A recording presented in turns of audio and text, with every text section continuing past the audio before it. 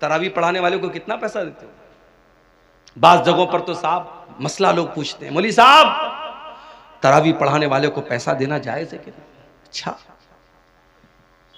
मतलब तुम ये पूछ रहे हो कि तरावी पढ़ाने वाले को पैसा देना जायज है कि नहीं?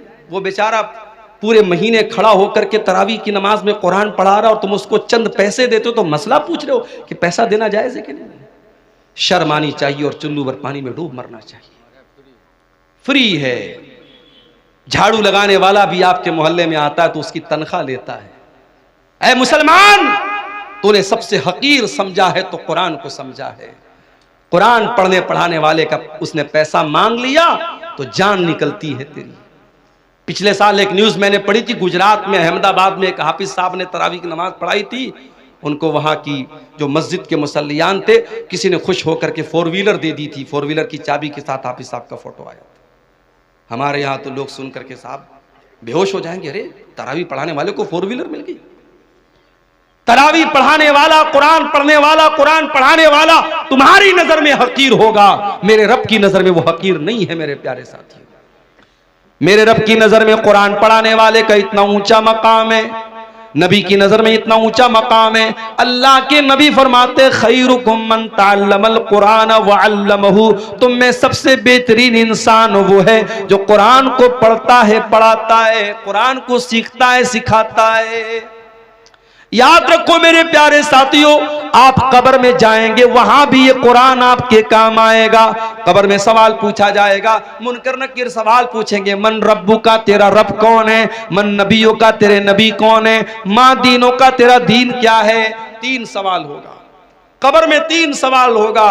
और माफ करना, इन तीनों सवालों का जवाब मैथमेटिक्स की किताबों में नहीं मिलेगा, साइंस और जियोग्राफी की किताबों में नहीं मिलेगा, हिस्ट्री की किताबों में नहीं मिलेगा, भूगोल की किताबों में नहीं मिलेगा। इन तीनों सवालों का जवाब कहां मिलेगा? जब मोमिन सही जवाब देगा, मेरा रब अल्लाह है, मेरे नबी मोहम्मद सल्लल्लाहु अलैहि वसल्लम है, मेरा दीन इस्लाम है, तो फरिश्ता पूछेगा वमा युद्री का, तुझे इन तीनों सवालों का जवाब कैसे पता चला? तो बंदा कहेगा करा तो किताब अल्लाह फ़आमनतु बिही वसद्दक़तु, मैंने कुरान को पढ़ा था, मैं कुरान पर ईमान लाया था, मैंने कुरान को सच माना था, कुरान के जरिए मुझे इन तीनों सवालों का जवाब मिला है। मेरे प्यारे साथियों, ये कुरान कब्र में भी आपके काम आएगा। औलाद के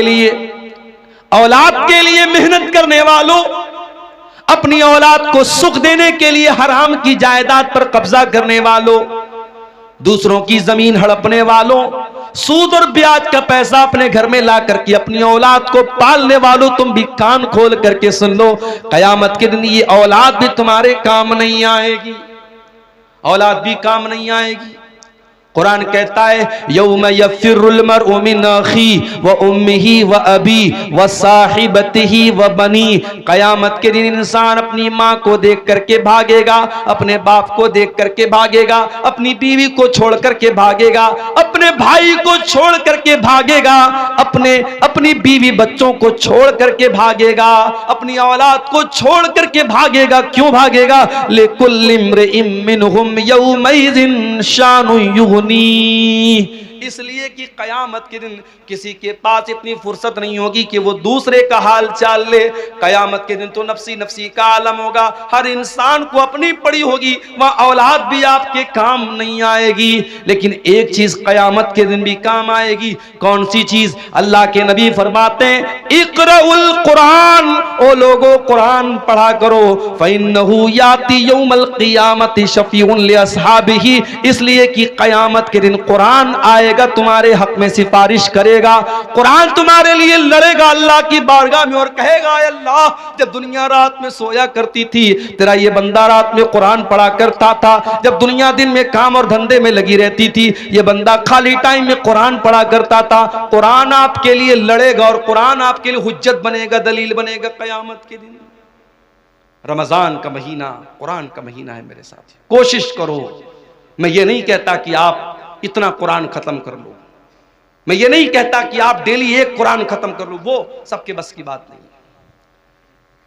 उलमा ने यह भी लिखा है 3 दिन से कम टाइम में कुरान खत्म करना मना है, मगर रमजान का महीना या और कोई ऐसा टाइम जिसमें ज्यादा नेकी करने का हुक्म दिया गया है, उसमें आपको मना नहीं है। उसमें आप अगर चाहें तो रमजान में डेली आप एक कुरान खत्म कर सकते हैं। बल्कि बाज़ उलमा, बाज़ अइम्मा से साबित है कि वो रमजान में डेली एक कुरान खत्म करते थे।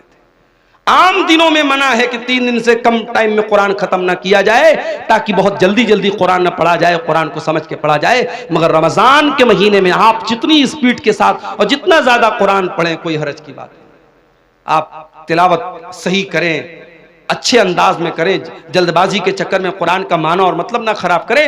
लेकिन अगर आप जितना भी पढ़ सकते हैं कुरान ज्यादा ज्यादा पढ़ें।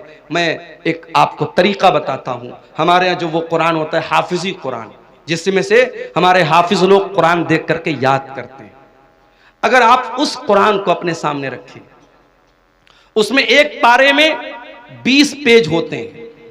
आपको क्या करना है, हर नमाज के पहले अजान हुई जोहर की, अल्लाहु अकबर, आप मस्जिद में पहुंच जाओ और अजान के बाद आप मस्जिद में पहले 2 रकात सुन्नत पढ़ लो और बैठ करके 2 पेज आप उसको पढ़ लो।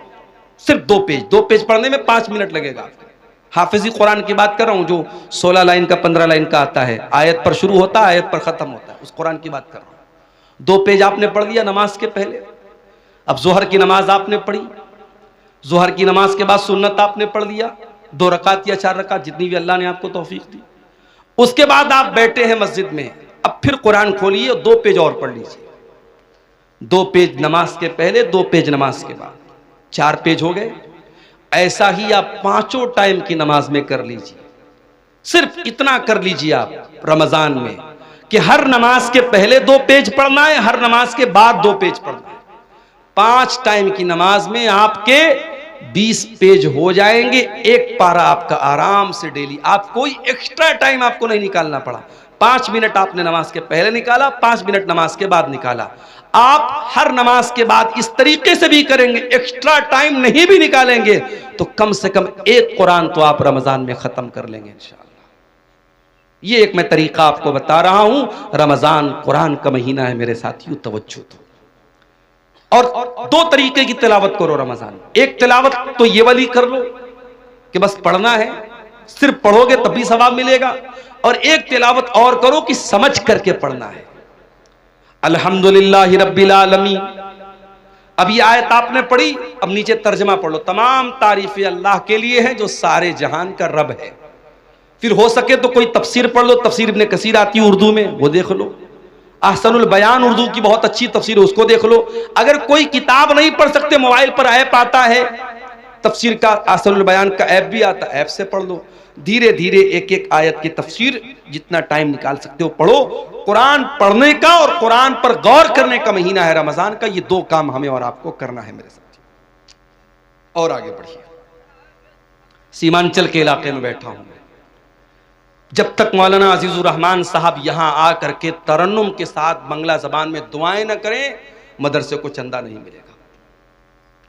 कई जगहों पर लोगों ने मुझसे कहा, मौलाना आप चंदा कीजिए, मुझे चंदा करना आता नहीं।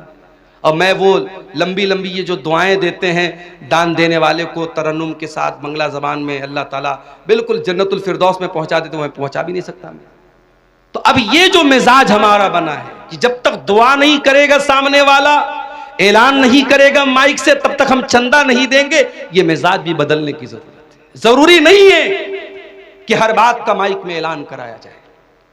बनारस में एक मस्जिद बन रही है हमारे मोहल्ले के करीब में। एक अल्लाह का बंदा आया, नमाज उसने पढ़ी, उसने ऐलान सुना कि यह मस्जिद की तामीर का काम चल रहा है।